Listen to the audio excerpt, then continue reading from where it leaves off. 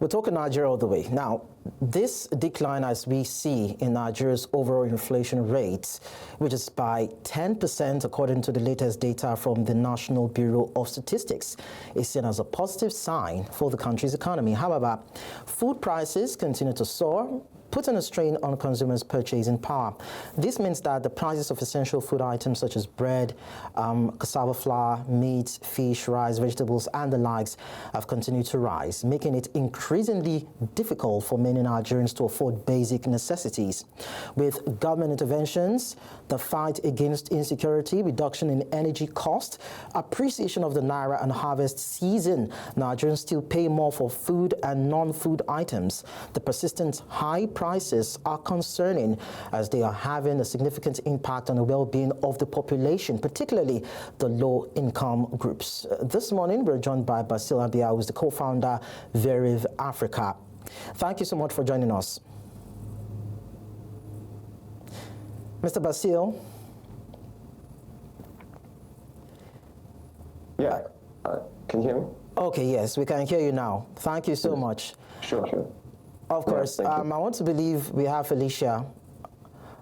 Okay, so we don't have our second guest. Hopefully, when she joins, we're able to bring her on board to talk about this. But then, before we continue with the conversation, let's get the reactions of Nigerians about the country's economy from this particular report. Say things have gone down. What gone down? Is it rice? Is it gari? Is it beans? How much are we buying beans now? 1 cup of beans. How much is this now? How much is a cup of rice? I mean, 1 cup of rice. How much are we buying it those days? How much are we buying rice today?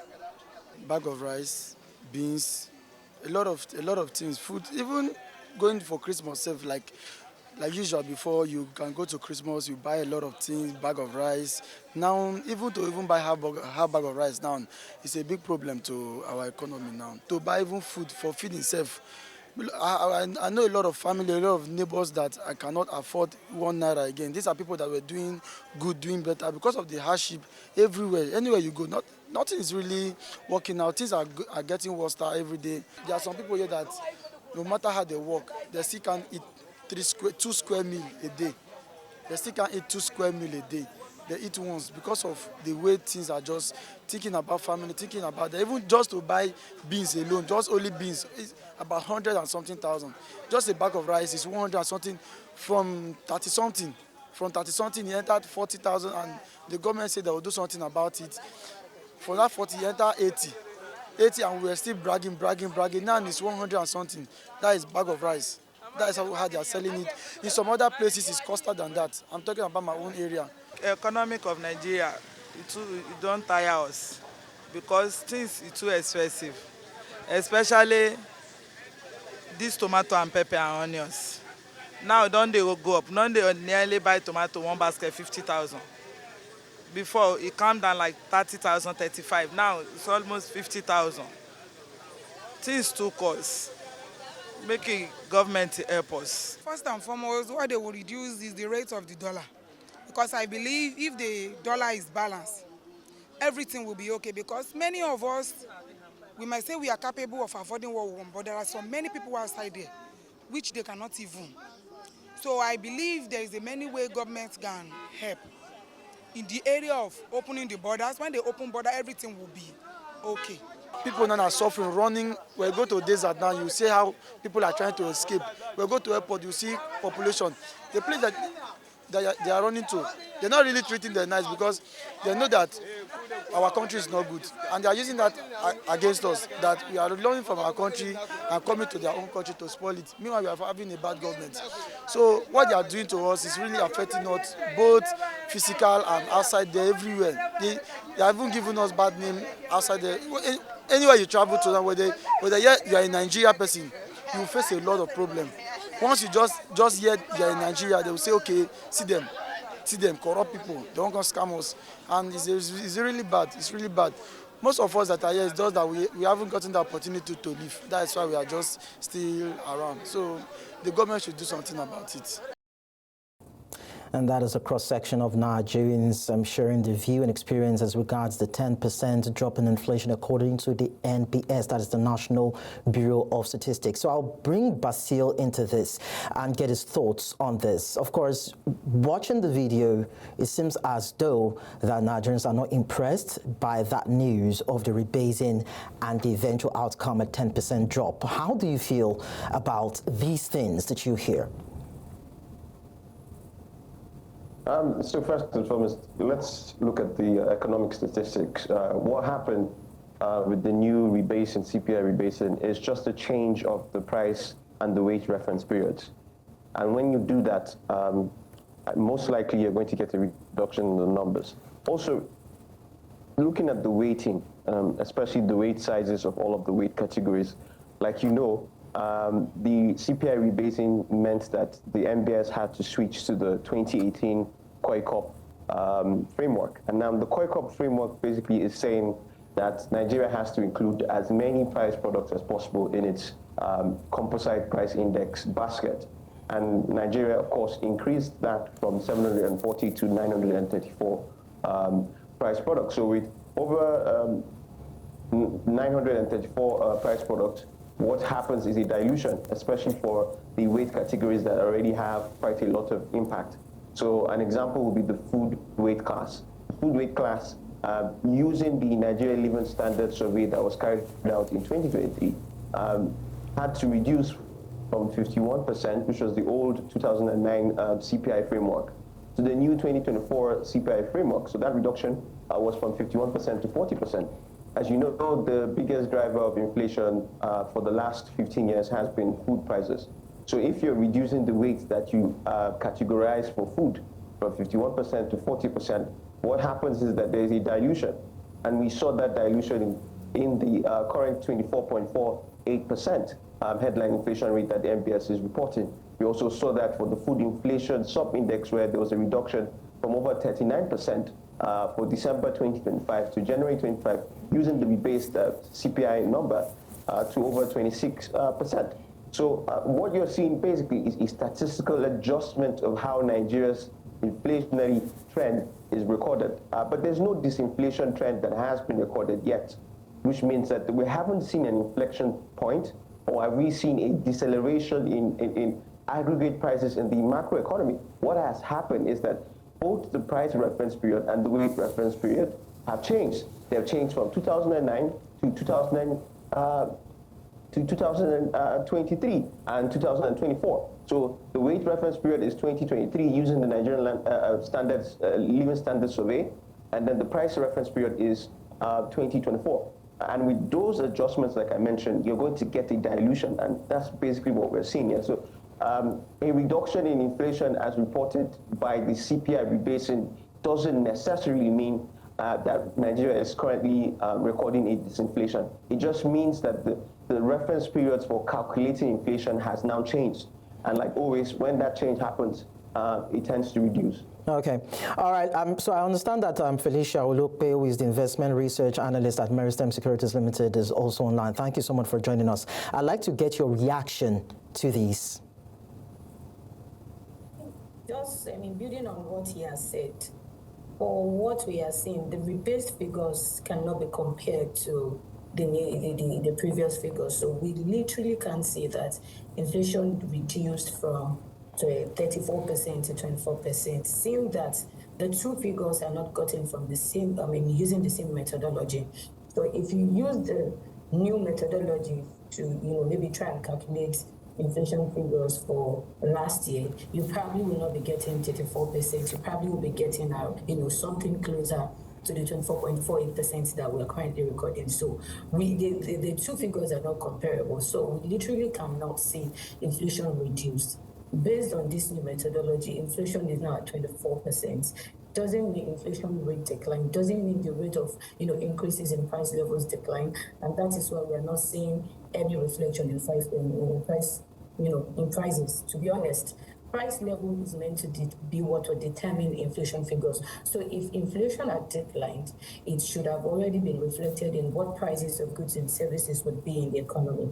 So basically what we are seeing now is just a statistical exercise that has changed the method, the methodology, the constituents, the base year, the weightings of, what the CPE, the food index or the consumer price index used to be. So those two figures are not comparable. We cannot say inflation decline. Okay, so you call it a statistical exercise, Basil called it dilution. Yes. All right, we are going to pen the conversation for now. I'd like you to stay with me because we still need to dwell more on that, even as we just quickly switch our attention to the National Assembly in Abuja to entertain our National Assembly correspondent, Sagir Ibrahim, who will be giving us an update on the situation as regards the two-day public hearing on the tax reform bills currently being deliberated upon. It's a stakeholders engagement anyway. Okay, so I understand that is yet to connect with us. So we'll just continue with the conversation. Once we have him, then we'll be able to bring him on board. So Basil, I'll quickly come to you now. We've been able to establish the statement that you made as regards dilution, and Felicia is saying that it's just a statistical exercise and we should not necessarily expect some sort of difference in the prices of commodities in the market. But then let's scale it further. Now, the naira has appreciated as we see. Even farmers are talking about, harvest seasons improving. We've seen fuel price also drop from the Dangote perspective. And of course, we've also seen that with the NNPC. But then when you put all these into context, does this also mean that the Nigerian factor is also at play aside the so-called statistical exercise?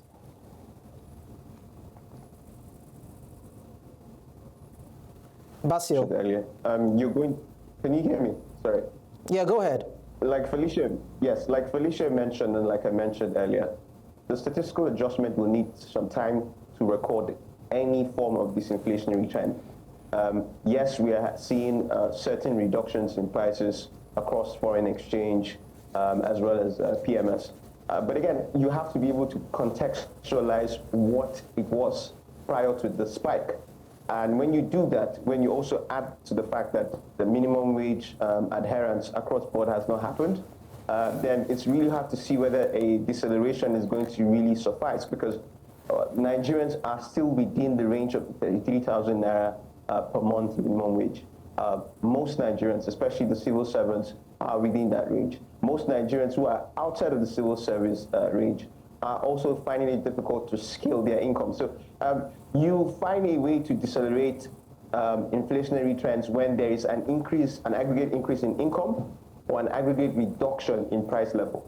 And it will take at least 2 or 3 months with the new rebase number to be able to establish that a disinflationary trend will happen. This is not to say that things haven't cooled down. Things are cooling down, but they're not cooling down at the scale at which average Nigerians are earning, average Nigerians are receiving their income, or average Nigerians are carrying out economic activities. And one way to be able to look at that is to just see the real economy, for instance, the manufacturing sector. How much are they paying for diesel? Okay. How many hours are they spending in their manufacturing levels? Are they now increasing their purchase of raw materials? And one way to be able to do that is to look at the CBN Purchasing Managers Indexes. And we saw, of course, the January 2025 numbers. In industry levels, there were certain contractions as there were certain expansions.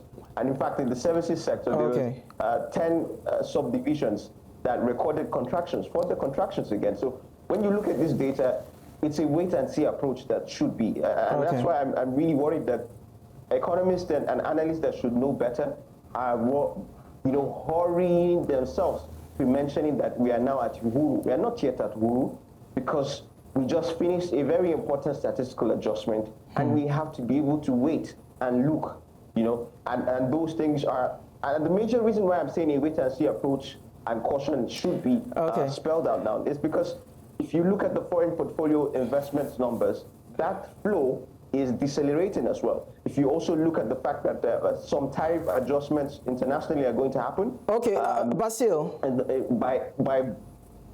sorry to cut you. We just need to quickly take on our correspondent in Abuja who is standing by now. All right, so you give your summation on this, and of course I will tilt it down to Felicia to also get our reactions to this. Sagir, good morning to you. So let's let you give us an update of what the conversations have been around the tax reform bills. What were the key notes that you penned down that Nigerians need to be aware of?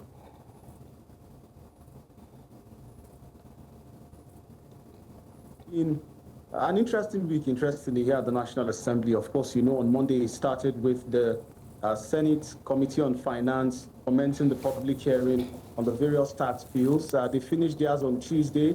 It snowballed to the House of Representatives, which is also right now in the process of rounding up its own public hearing on the 4 tax bills, which was submitted first in October 2024 by the President, of course, through a letter.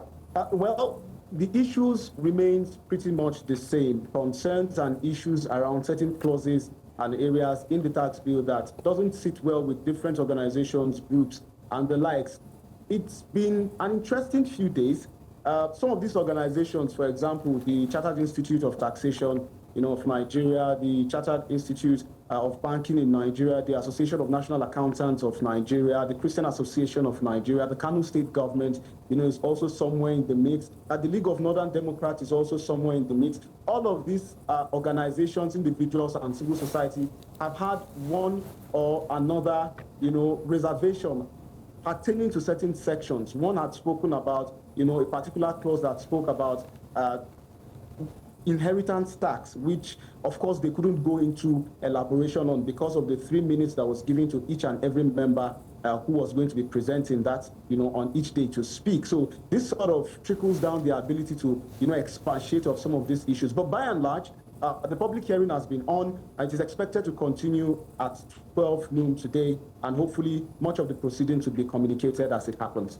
Finally, before I let you go, from the summations and the contributions of people so far, does it seem as though there would be a consensus across all board pending the expiration of this public hearing that will reflect the will of everyone that is participating in these stakeholders' engagements? That's a great question, Lincoln. But unfortunately, we would have to wait to see what the outcome of this public hearing would be, because you would recall that the essence of the public hearing is for members of the National Assembly at both the upper and the lower chamber, that's the Senate and the House of Representatives in this case, to collate all of the opinions that Nigerians have about the tax reform. So if you hold any reservations, you are expected to submit a detailed memoranda of those reservations or those inputs that you would like to see removed, added, or adjusted in the tax reform bill. Now, when that happens, this committee would revert back to committee level to continue to, deliberate upon these bills. And then when they do their final compilation, when they return to plenary and convert to the Committee of Supply, all of these considerations and recommendations will be taken clause by clause, and hopefully we would see some of the yearnings and some of the issues that were raised by these Nigerians reflected in that recommendation. All right, thank you so much, Sagir Ibrahim, for sharing this, of course, information with us. We'll definitely touch base with you again to get more details. Thank you. Pleasure. Okay, so even as we conclude, Basil, I want to believe you're still there. Felicia, let me quickly get your thoughts on this. Now, going back to the issue around the country's inflation, now the rebasing of the GDP and the CPI was more or less like a last resort to force down the numbers. But before now, to be very categorical, how would you describe government interventions to rein in inflation? Okay, thank you very much for the question. I mean, taking it off what you said, I won't see the rebasing as, maybe a last-minute result to bring down inflation. It's a long overdue exercise that should have been, taken. Rebasing is supposed to be done every 10 years, and the last time rebasing was done was over a decade, so I would say it was long overdue, even though one of the results or one of the outcome of this rebasing was a reduction or a new inflation level, really. That's just the best way to put it. But looking at government initiatives, to drive increased production of food, since food has been a major, contributor to inflation. If you look at the previous methodology, the food basket or the food component at 51%. And that meant that, governments, we've seen the federal government come up with different initiatives, signed different memoranda. There was the all year round planning program where the government wanted to be able to achieve, all year round supply of, staples like wheat, like rice, just to make sure that food production is increased, and that's able to contribute to increased supply, which has been, the supply deficit has been a major driver in the inflation figures that we've been seeing, the increase in price levels that we've been seeing. And, typically what we've seen is that there's always a lag between when policies are made, between when policies are implemented or enacted, and when we begin to see gains from these policies, we're yet to see substantial gains, substantial harvest. And of course, if you look at it, it's the agri sector. Even when these policies are enacted, It takes time to start preparing farmlands and all that. So yeah, we're yet to see significant gains from these, initiatives here, but we're seeing such initiatives. All right, so Basil, 30 seconds. It seems Nigerians have actually adjusted anyway to the reality, but then how soon should we expect that inflation figure reflecting on the markets? It's going to be very hard. Felicia said a very important point that I want to reiterate again. There's always a policy transmission lag when it comes to a number of things. Government interventions, for instance, increasing food productivity, or the central bank's monetary policy contractionary arrangement. That takes quite a while. In fact, according to macroeconomic exercises and econometric exercises, it takes at least 2 years for monetary policy rates increases to actually transmit into a reduction in inflation. And we saw that happen last year when there was a slight deceleration in headline inflation after 2 years of the CBN constantly hiking the MPR. So it takes a while. That's my categorical answer to your question. It takes quite a while. I hope we don't have to wait for another 2 years, honestly. But thank you so much, Basil Abia, a co-founder of Veriv Africa, and Felicia Awolope, investment research analyst at Meristem Securities Ltd, for sharing your insights with us on the show. Thank you. Always a pleasure. Thank you for having me. Okay.